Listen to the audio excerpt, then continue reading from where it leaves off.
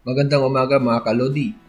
Ngayon naman, ituturo ko sa inyo kung paano gumawa ng custom message sa Windows.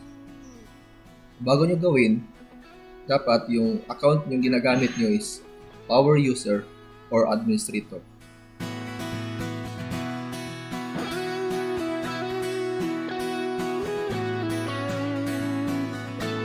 First, punta kayo dito sa search bar. Type niyo yung administrative tools.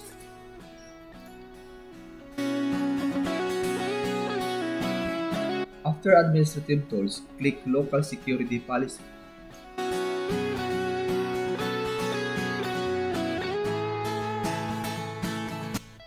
And then click folder local policy.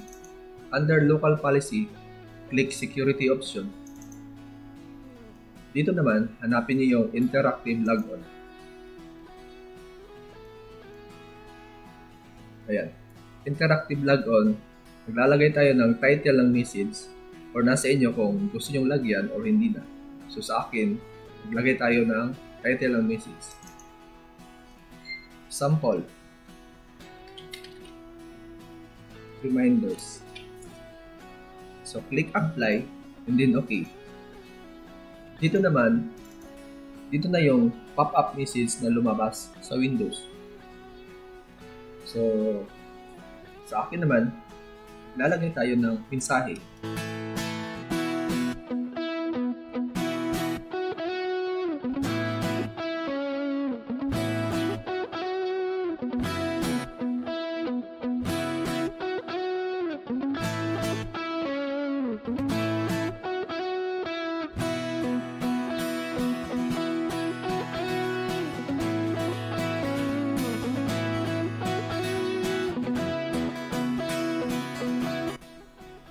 Pagkatapos gumawa ng mensahe, click apply, then okay.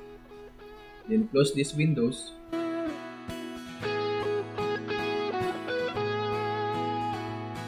Sa search bar, type CMD or command prompt. Hit enter.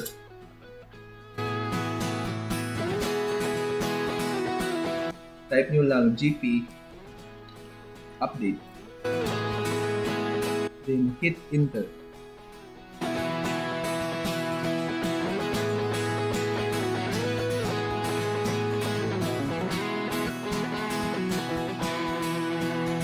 Pagkatapos, exit nyo lang yan.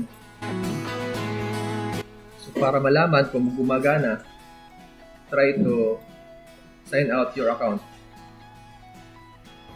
So ngayon naman, try natin kung gumagana yung mensahe na nilagay natin. After sign out your computer, ayan, gumagana nga. So makita natin na ito yung ginawa natin na mensahe.